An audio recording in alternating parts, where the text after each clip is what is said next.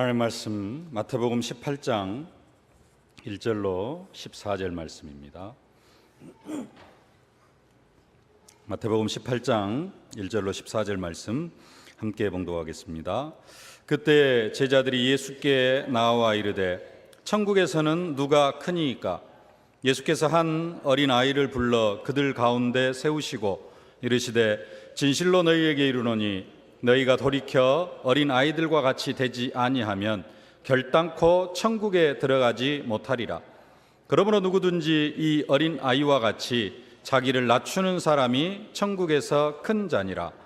또 누구든지 내 이름으로 이런 어린 아이 하나를 영접하면 곧 나를 영접함이니 누구든지 나를 믿는 이 작은 자 중 하나를 실족하게 하면 차라리 연자 맷돌이 그 목에 달려서 깊은 바다에 빠뜨려지는 것이 나으리라. 실족하게 하는 일들이 있음으로 말미암아 세상에 화가 있도다.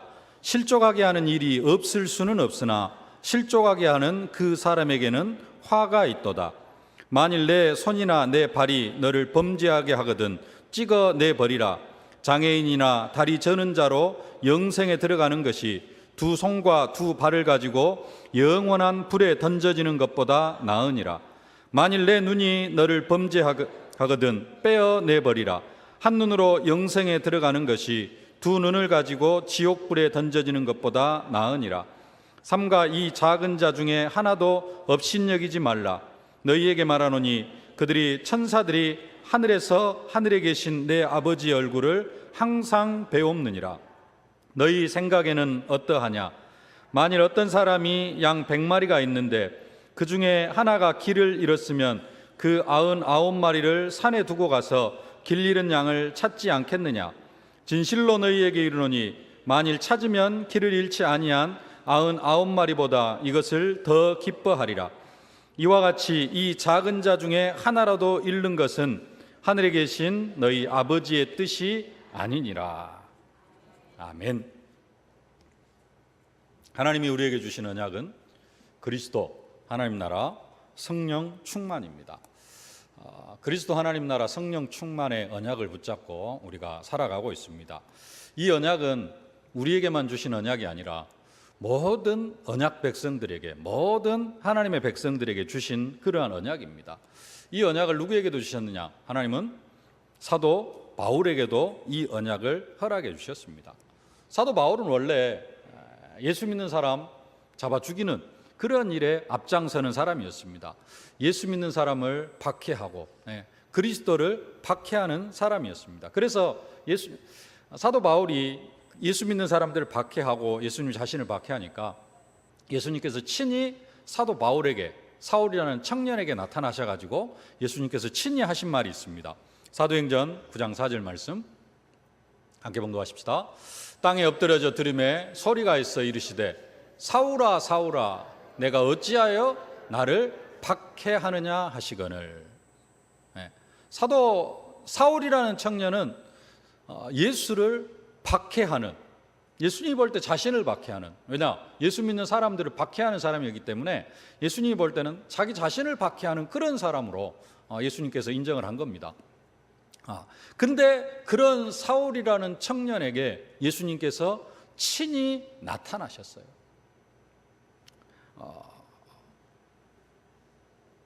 사울이 묻습니다. 누구시니까? 사도행전 9장 5절입니다. 함께 봉독하십시다. 대답하되 주여 누구시니까? 이르시되 나는 내가 박해하는 예수라. 사울이라는 청년은 예수를 박해한 적이 없습니다. 자기가 생각할 때는. 근데 어느 날 갑자기 예수라는 사람이 나타나가지고 네가 나를 박해했다라고 이야기를 하는 겁니다. 이게 사울에게는 엄청난 충격이었습니다. 그러면서 이제 다메섹 도상에서 그 과정을 통하여서 사도 바울이 그리스도를 깨닫게 되어지죠. 그 그리스도를 만나고 사도 바울의, 사울이라는 청년의 인생은 완전히 변화가 되어집니다. 그래서 다메섹에서 막 그리스도를 전하기를 시작을 합니다. 사도행전 9장 20절로 22절 함께 봉독하십시다. 즉시로 각 회당에서 예수가 하나님의 아들이심을 전파하니 듣는 사람이 다 놀라 말하되 이 사람이 예루살렘에서 이 이름을 부르는 사람을 멸하려던 자가 아니냐? 여기 온 것도 그들을 결박하여 대제사장들에게 끌어가고자 함이 아니냐 하더라. 사울은 힘을 더 얻어 예수를 그리스도라 증언하여 다메섹에 사는 유대인들을 당혹하게 하니라. 아멘. 처음에는 사도 바울이 그리스도를 만났지만은 또 얼마만큼 성령 충만함을 받고 막 그리스도를 증거합니다. 근데 그때는 또 그다지 그리스도에 대해서 깊이 있게 알지를 못했습니다.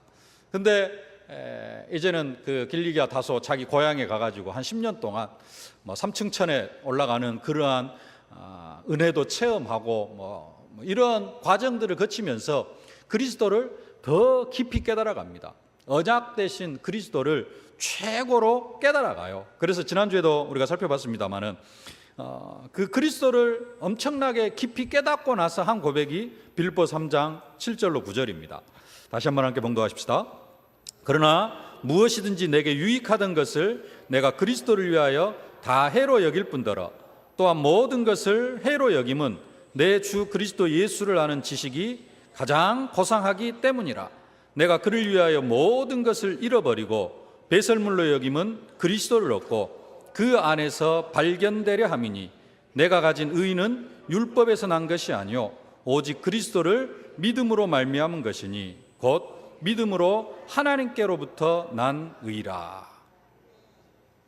그리스도를, 언약을 사실적으로 깊이 깨닫고 이 언약 속에 있는 사도 바울이 되어졌습니다.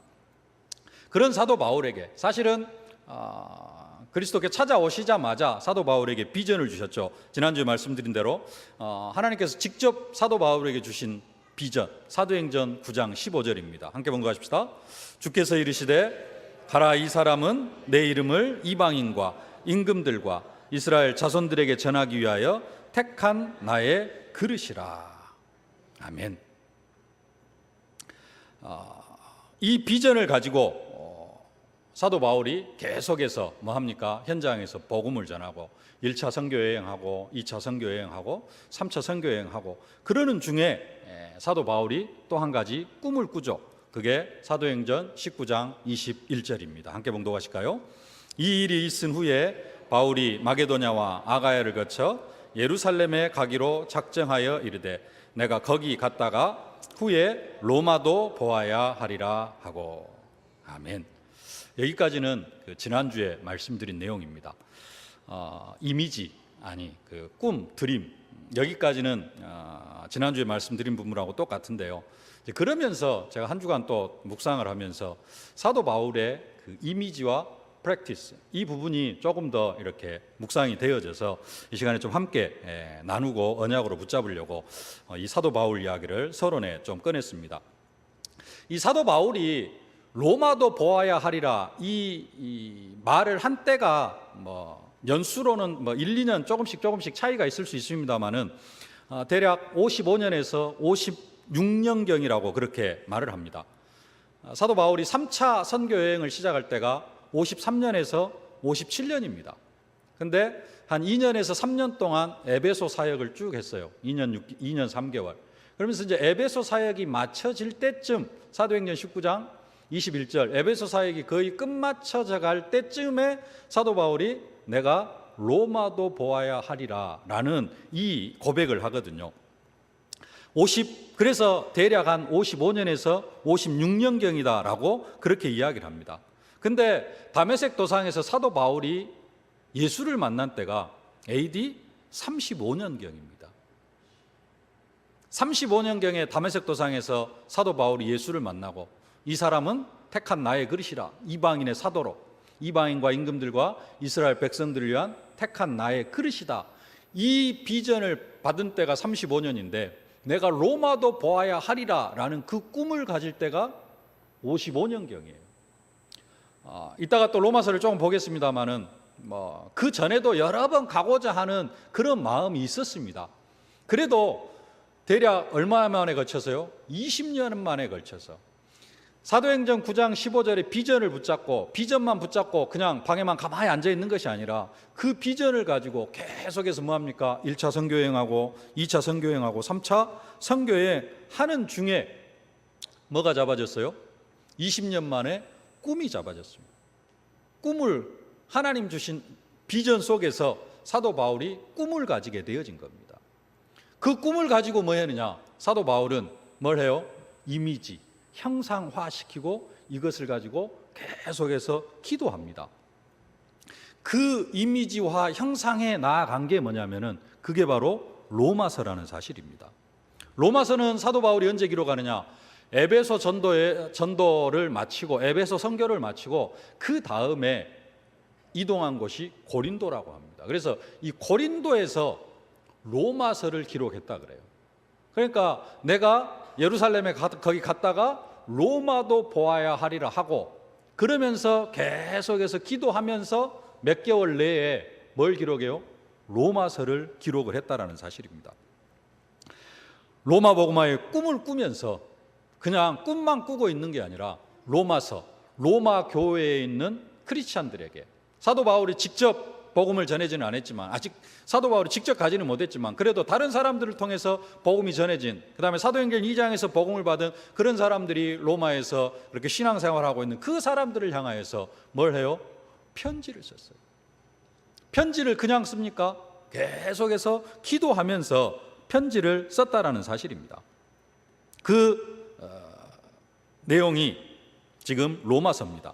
그러니까 사도행전 19장 21절 로마 복음화의 꿈을 꾸고 그것을 기도, 이미지라는 단어를 주셨잖아요. 이미지, 그림을 그리고 형상화시키고 기도하는 내용이 뭐냐? 사도 바울은 그냥 기도만 한 게 아니라 뭐까지 하면서? 로마서까지 써가면서, 그게 사도 바울의 로마 복음화 꿈을 향한 이미지, 형상이었다라는 겁니다. 그래서 로마서를 보면은 사도 바울이 로마로 가고 싶어하는 마음이 그렇게 절절히 담겨져 있는 모습을 볼 수가 있습니다. 로마서 1장 9절로 10절 말씀 함께 봉독하십시다. 내가 그의 아들의 복음 안에서 내 심령으로 섬기는 하나님이 나의 증인이 되시거니와 항상 내 기도에 쉬지 않고 너희를 말하며. 이미지가 뭐라 그랬죠? 기도하는 거라 그랬잖아요.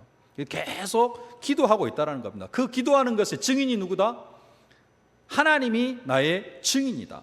그러면서 10절 말씀, 어떻게 하든지 이제 하나님의 뜻 안에서 너희에게로 나아갈 좋은 길 얻기를 구하노라. 계속해서 사도 바울은 로마로 갈 좋은 길 얻기를 구하고 있습니다. 9장 13절 말씀, 1장 13절일 겁니다. 1장 13절.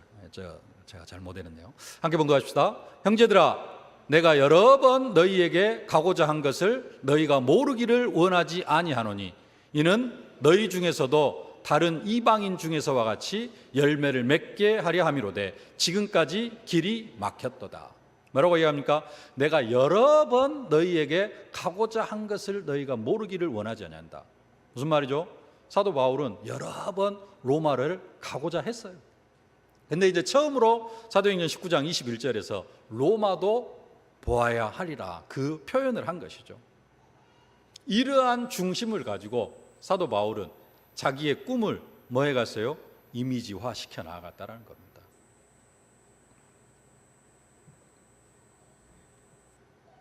그러면서 이제는 로마 복음화를 실천에 옮깁니다. 프랙티스라는 그런 단어를 주셨는데요. 어떻게 실천에 옮기느냐? 가이사랴에 머물 때 아가보라고 하는 한 선지자가 나와가지고 바울의 띠를 가져다가 이 띠 임자가 그 결박을 당할 것이다, 그런 예언을 합니다. 사도행전 21장 11절입니다. 함께 봉독하십시다. 성령이 말씀하시되 예루살렘에서 유대인들이 이같이 이 띠 임자를 결박하여 이방인의 손에 넘겨주리라 하거늘. 결박을 당할 것이라는 겁니다.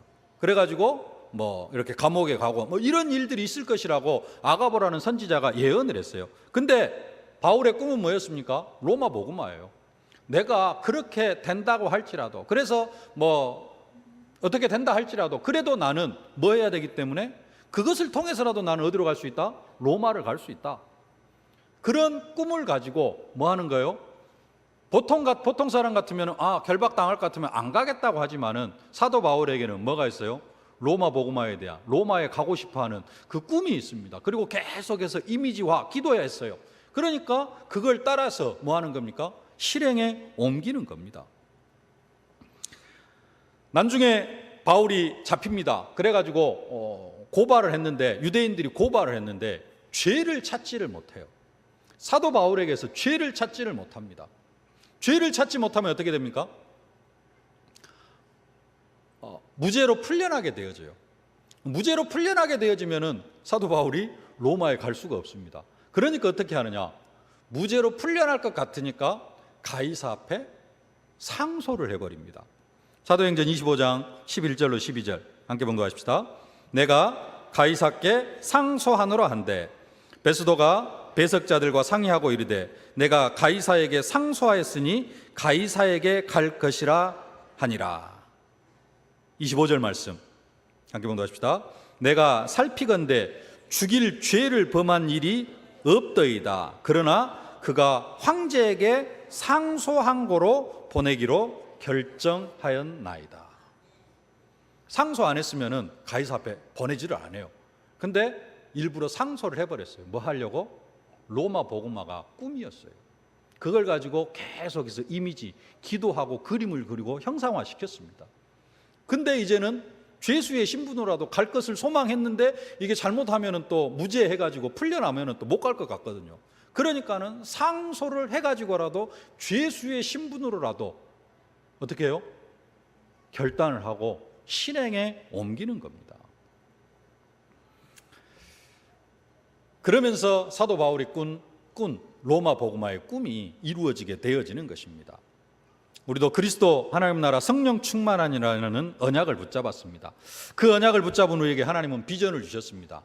모든 민족, 만민, 땅끝, 어린 양을 먹이라. 사실은 이게 우리에게 주신 비전인 줄로 믿습니다. 우리가 이 비전을 품고 많은 실천을 하고 있습니다. 만나는 사람에게 복음을 전하기도 하고요. 복음 전하는 사람, 복음 받은 사람 붙잡고 다락방을 하기도 하고 치유하기도 하고 가문 복음화를 위해서 기도하고 핍박 속에서도 여러분들이 포기하지 않냐고 계속해서 영적 싸움 싸우면서 가정과 가문의 흑암의 세력을 꺾으면서 기도하고 있는 줄로 믿습니다. 그러는 중에 꿈을 발견하신 분들도 있고 또 아직 사도 바울도 20년 만에 그 꿈을 붙잡았다니까요. 아직 꿈을 붙잡지 못하고 찾지 못하고 또 찾아가고 계시는 분들도 있는 줄로 믿습니다. 참된 꿈을 발견하고 하나님 주신 꿈을 발견하고 그것을 사도 바울처럼 이미지화 시키면서 또 프랙티스, 실행에 옮기는 그런 응답과 축복이 있어질 수 있기를 주님의 이름으로 축복합니다. 근데 오늘 본문의 제자들의 모습을 보면은 이제 예수님과 함께 거의 3년 공생의 사역을 함께 하는데 거의 마무리 단계인데요. 잘못된 꿈을 꾸고 있어요. 제자들은. 예수님과 거의 3년을 함께 생활했는데 제자들은 잘못된 꿈을 가지고 있습니다. 오늘 본문 1절 말씀 함께 봉독하십시다. 그때 제자들이 예수께 나와 이르되 천국에서는 누가 크니까? 천국에서는 누가 크니까? 그럽니다. 그 앞에 1절 앞에 보면 그때에 그랬는데요. 그때가 언제냐? 신학자들은 말하기를 이 그때가 예수님께서 이제 낙이 타고 예루살렘에 입성하시는 뭐 하시기 위해서 십자가에 못 박혀 죽으시기 위하여서 낙이 타고 예루살렘에 입성하시기 약 한 달 전쯤이라 그렇게 이야기를 합니다. 그러니까 공생의 3년 사역이 거의 맞춰져 가는, 우리로 이야기하면은 4월 초가 6월절이잖아요. 아니 그 부활절이잖아요. 4월 초. 그러니까 한 3월 초나 2월 말쯤 되어지는. 그러니까 예수님이 십자가에 못 박혀 죽으시기 거의 한 달 전, 한 달 보름 전쯤에 지금 사건이 오늘 본문의 사건입니다. 그리고 예수님께 나와가지고 제자들이 질문하는 내용이 뭐냐? 천국에서는 누가 크니까? 라고 질문을 했어요. 근데 왜 제자들이 천국에서는 누가 크니까? 라는 이 질문을 했느냐? 질문을 한 배경이 있습니다. 마가복음 9장 33절로 34절에 보면은 성경 말씀 함께 한번 봉독하십시다. 가버나움에 이르러 집에 계실새 제자들에게 너희가 길에서 서로 토론한 것이 무엇이냐 하시되 그들이 잠잠하니 이는 길에서 서로 누가 크냐 하고 쟁론하였습니다. 제자들끼리 12제자들이 길에서 뭐 했어요?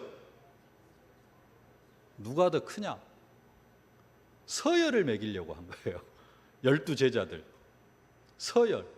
왜 서열을 매기려고 할까요? 우리가 볼 때 수제자는 누구예요? 예수님의 수제자? 그냥 베드로로 알고 있습니다. 네. 하여간에 제자들이 지금 누가 크냐라는 것을 가지고 길에서 막 쟁론을 했어요. 막 말다툼을 한 겁니다. 그러면은 왜 제자들은 길에서 자기들끼리 누가 크냐, 누가 서열 1번이고 누가 서열 12번이냐 이런 걸 가지고 쟁론을 했느냐? 이유가 있어요. 베드로 사도가 마태복음 16장에서 주는 그리스도시요 살아계신 하나님의 아들이시다라고 고백을 했습니다. 그러니까 예수님께서 뭐라고 말씀하냐? 너는 베드로라. 내가 이 반석 위에 내 교회를 세우리니. 거의 베드로만 축복하는 것으로 착각을 할 수가 있어요. 너는 베드로라. 이 반석 위에, 우리는 어떻게 해석을 합니까? 주는 그리스도시요 살아계신 하나님의 아들이시다. 이 고백을 하는 모든 사람들에게 무슨 축복을 주세요? 교회의 축복, 음부의 권세가 이기지 못하는 축복, 천국 열쇠의 축복을 준다고 우리가 그렇게 이해를 하는데, 이 제자들은 속이 좁아가지고 그렇게 이해를 못해요. 누구만 사랑하는 것 같아요? 베드로만 사랑하는 것 같아요. 그리고 나서 마태복음 17장에서 이제 예수님께서 변화산에 올라가시는데, 그 변화산에 올라갈 때도 누구만 데리고 갑니까? 베드로, 야고보, 요한 3명만 데리고 가요. 그러면서 오늘 18장을 읽었는데 17장 24절부터 보면은 성전세에 관한 이야기가 나옵니다. 사람들이 베드로에게 묻습니다. 당신의 선생은 성전세를 바칩니까? 그래서 베드로가 네, 우리 선생 예수님은 성전세를 내신다 하고 대답을 해요. 그리고는 예수님이 계신 집으로 돌아왔는데 예수님이 이런 상황을 다 아시고 먼저 베드로에게 묻습니다. 25절로 27절 함께 봉독하십시다. 마태복음 17장 25절 27절. 이르되 내신다 하고 집에 들어가니 예수께서 먼저 이르시되 시몬아 내 생각은 어떠하냐? 세상 임금들이 누구에게 관세와 굿세를 받느냐? 자기 아들에게냐 타인에게냐? 베드로가 이르되 타인에게니이다. 예수께서 이르시되 그렇다면 아들들은 세를 멸하리라. 그러나 우리가 그들이 실족하지 않게 하기 위하여 내가 바다에 가서 낚시를 던져 먼저 오르는 고기를 가져 입을 열면 돈 1세겔을 얻을 것이니 가져다가 나와 너를 위하여 주라 하시니라. 일단 성전세 베드로와 예수를 위하여서 1세겔을 내게 하는데 예수님이 뭐라고 말하셨느냐? 자기 아들들은 세를 내지 아니한다. 그래서 사실은 우리도 세를 안 내도 되지만은, 아들들은 세를 안 내도 되지만은, 그 말은 무슨 말이에요? 아들들은 세를 안 내도 된다. 이것을 이제 오해한 겁니다. 그러니까 예수님하고 12 제자가 조금 있으면은 뭘 할 것이다? 나라를 다스리는 위치에 올라갈 것이다 라고 오해를 한 거예요. 제자들의 꿈은 지금 뭐예요? 예수님이 왕이 되어져 가지고 이스라엘을 통치하는 그 꿈을 꾸면서 예수님을 계속 따라다닙니다. 그러니까 모든 해석이, 예수님은 계속해서 뭘 이야기하고 있어요? 천국에 대해서 이야기를 하고 있습니다. 회개하라 천국이 가까웠느니라. 그래서 계속해서 지금 천국 이야기를 하고 있는데, 제자들이 가지고 있는 천국 사상은 예수님이 말씀하시는 그 천국 사상과 완전히 틀려요. 그래가지고 예수를 왕으로 해가지고 이스라엘을 통치하는 그런 천국 사상을 가지고 있어요. 지금 그런 그림이 그려지는 겁니다. 그러다가 보니까 이제 예수님이 안 계실 때 누가 크냐, 누가 국무총리하고 누가 그 밑에 장관들을 하느냐, 이런 부분들을 가지고 제자들이 길에서 다툼이 벌어졌다라는 겁니다. 예수님은 지금 계속해서 무슨 이야기하고 있는데요? 천국 이야기하고 있는데, 하나님 나라에 대해서 이야기를 하고 있는데, 마태복음 5장 7절 뭔 이야기했습니까? 산상수훈, 천국 백성의 삶. 마태복음 10장 전도를 이야기하면서 하나님 나라가 어떻게 확장이 되어질 것인가. 마태복음 13장 천국은 이런 것이다. 7가지 비유를 통해서 천국에 대해서 쭉 이야기를 해주셨어요. 그리고 천국을 많은 사람들에게 선물해 주시고 계속해서 예수님이 말하는 천국을 이야기하고 있는데, 제자들은 육신적인 어떤 통치, 육신적인 유대인의 왕, 이것만 생각하면서 예수님을 따라다니고 그 중심을 가지고 말씀을 들으니까 모든 생각이 육신적으로 흘러가는 겁니다. 그래가지고 꿈도 뭘로 꿔요? 육신적인 꿈을 꾸는 겁니다. 그래서 천국에서는 누가 크니까? 우리가 예수님의 질문은 뭐였어요? 너희들이 밖에서 변론한 것이 뭐냐? 너희들이 이야기한 게 뭐냐? 물으니까 우리가 누가 서열이 높은가? 그 이야기를 직접적으로 하지는 못하고 예수님한테 묻는 겁니다. 천국에서는 누가 큰 자입니까? 우리가 언약, 비전, 꿈, 이미지, 실현 이 5가지 단어를 가지고 기억하면서 우리가 뭘 갖자? 꿈을 꾸자 그랬는데 제자들의 꿈은 무슨 꿈이었어요? 육신적인 꿈이었습니다. 우리가 하나님 주신 언약 속에서 비전을 가지고 꿈을 가져야 되는데 혹시 우리의 꿈이 이 제자들처럼 육신적인 꿈을 꾸고 있지는 않습니까?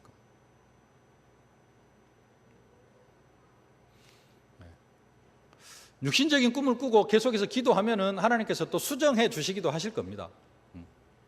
그러나 진짜 우리가 육신적인 꿈을 꾸고 있다면은 우리가 그 꿈을 복음으로, 언약으로 다시 재수정해야 될 줄로 믿습니다.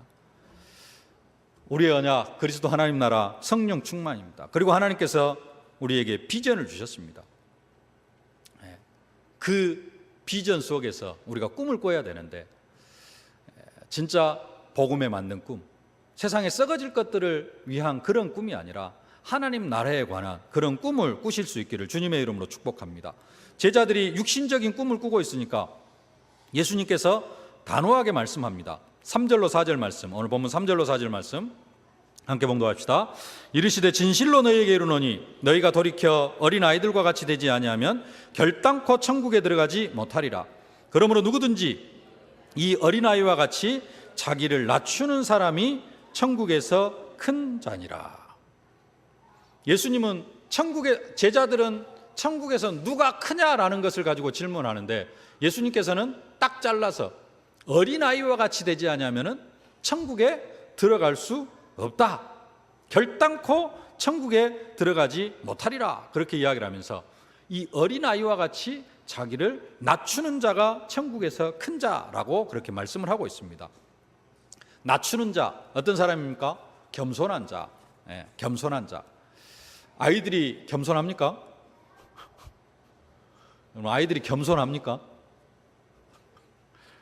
어떤 면에서 요즘 아이들은 자기들밖에 모르는 그런 부분일 수도 있습니다만은 그래도 예수님은 아이들을 향하여서 자기를 낮추는 자, 겸손한 자다. 왜 그러느냐? 부모 없이는 살아갈 수 없기 때문에, 부모의 힘에 의지해서만 살아갈 수 있는 존재들이기 때문에 어떤 아이들의 지금의 모습을 나타내는 것이 아니라 아이들의 근본적인 그런 성품들을 말씀하고 있습니다. 결국은 겸손에 대해서 이야기하는데 자기를 낮추는 것에 대해서 이야기를 하고 계시는데 자기를 낮추는 자의 대명사, 겸손의 대명사가 누구냐? 바로 예수님입니다. 마태복음 11장 28절 함께 봉독합시다. 나는 마음이 온유하고 겸손하니 나의 멍에를 메고 내게 배우라. 그리하면 너희 마음이 쉼을 얻으리니. 마태복음 20장 28절 말씀 하나 더 봉독합시다. 인자가 온 것은 섬김을 받으려 함이 아니라 도리어 섬기려 하고 자기 목숨을 많은 사람의 대속물로 주려 함이니라. 겸손, 자기를 낮추는 자의 대명사가 누구냐? 바로 예수님입니다. 그래서 진짜 어린아이와 같이 자기를 낮추는 자가 어떤 자냐? 오직 예수 되어지는 사람. 성경 한 구절 더 보면 이사야 53장 3절로 6절 말씀입니다. 예수님의 겸손, 예수님의 자기를 낮추는 그러한 부분에 대해서 구체적으로 이렇게 되어져 있는데요. 함께 봉독하십시다. 그는 멸시를 받아 사람들에게 버림을 받았으며 강고를 많이 겪었으며 질고를 아는 자라. 마치 사람들이 그에게서 얼굴을 가리는 것 같이 멸시를 당하였고 우리도 그를 귀히 여기지 아니하였도다. 그는 실로 우리의 질고를 지고 우리의 슬픔을 당하였거늘 우리는 생각하기를 그는 징벌을 받아 하나님께 맞으며 고난을 당한다 하였노라. 그가 찔림은 우리의 허물 때문이요 그가 상함은 우리의 죄악 때문이라. 그가 징계를 받음으로 우리가 평화를 누리고 그가 채찍에 맞음으로 우리는 나음을 받았도다. 예수님의 겸손. 그래서 자기를 낮추는 자, 어린아이처럼 자기를 낮추는 자 하는데요, 어린아이처럼 자기를 낮추는 자 그러면은 별로 우리에게 와 닿는 게 없습니다. 그러나 조금 더 구체적으로 이야기하면 예수님처럼 자기를 낮추는 자, 한편으로는 예수를 닮아가는 그러한 삶, 또 한편으로는 우리의 신앙이 어떻게 예수를 닮을 수 있겠습니까마는 그래서 오직 예수의 신앙을 가진 사람, 그런 사람이 어디에 들어갈 수 있다? 천국에 들어갈 수 있다. 요즘은 오직 예수가 안 되어지는 사람이 너무 많아요. 우리야 다 오직 예수, 삶 속에서는 안 된다 할지라도 믿음으로는 뭘 고백합니까? 오직 예수를 고백합니다. 그러나 저 세상에 나아가면은 예수 말고 절간에도 구원이 있고 여기 성당에도 구원이 있고 모든 종교에는 다 구원이 있다라고 이야기하는 사람들이 수두룩합니다. 그러나 그들에게는 절대 천국이 선물로 주어질 수가 없습니다. 제자들은 천국에서 누가 크냐라고 질문했는데 예수님은 천국에 들어갈 수 있는 사람의 자격에 대해서 말씀을 하십니다. 그러면서 한 가지 더 이야기하는 게 5절부터 10절까지는 성도를 실족시키는 사람들에 대한 경고의 말씀을 하고 있습니다. 시간이 없어 다 읽을 수는 없고요. 5절 6절만 함께 봉독하겠습니다. 또 누구든지 내 이름으로 이런 어린 아이 하나를 영접하면 곧 나를 영접함이니 누구든지 나를 믿는 이 작은 자 중 하나를 실족하게 하면 차라리 연자 맷돌이 그 목에 달려서 깊은 바다에 빠뜨려지는 것이 나으니라. 6절에 나를 믿는 이 작은 자 중 하나를 실족하게 하면, 5절에도 보면은 내 이름으로 이런 어린 아이 하나를 영접하면 그랬습니다. 이런 어린 아이 하나, 이런 어린 아이 하나가 어떤 사람일까요? 진짜 어린 아이일까요? 그게 아니라 어린 아이처럼 자기를 낮추는, 다시 말하면은 언약 백성, 모든 언약 백성, 이 어린 아이와 같이 자기를 낮추는 자가 뭐 할 수 있어요? 천국에 들어갈 수 있어요. 그래서 천국 백성이 되어진 모든 사람들, 그 중에 뭐라도 한 사람이라도 실족하게 하면은 뭐 하는 게 낫다? 차라리 연자 맷돌이 그 목에 달려서 깊은 바다에 빠뜨려지는 것이 낫다라는 겁니다. 무슨 말이냐? 교회 안에서 어떤 사람이라도 실족하게 하는 사람들에 대한 경고입니다. 교회에서는 뭐 하지 말아라? 다른 사람을 실족하게 하지 말아라. 다른 사람을 넘어뜨리게 하지 말아라는 겁니다.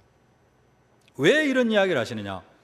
예수님이 3년 동안 공생의 사역을 하시면서 주로 하신 사역이 뭐였습니까? 병 고치는 사역이고요. 또 사람들이 뭐라고 이야기합니까? 세상 사람들이 예수를 향하여서 이런 이야기를 했어요. 세리와 창기의 친구다라고 이야기를 했습니다.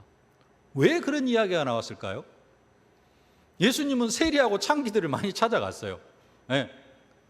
현장에서 가늠하다 잡힌 여인들도 용서해주고 데리고 오고, 예수님이 그런 사람들을 하나님 나라로, 교회 안으로 계속 끌고 들어옵니다. 근데 다른 사람이 볼 때에는 세리가 교회에 왔으면 지금으로 이야기하면 뭐라고 이야기를 할까요? 전과 한 10번 이 교회에 오면 어떻게 할까요? 어떤 눈으로 볼까요? 그 다음에 창기가 교회에 왔다. 그럼 어떤 눈으로 보겠습니까? 언약 백성의 눈으로, 같은 형제로 이렇게 볼 수 있겠습니까? 많은 사람들이 그렇게 보지를 못한다라는 겁니다.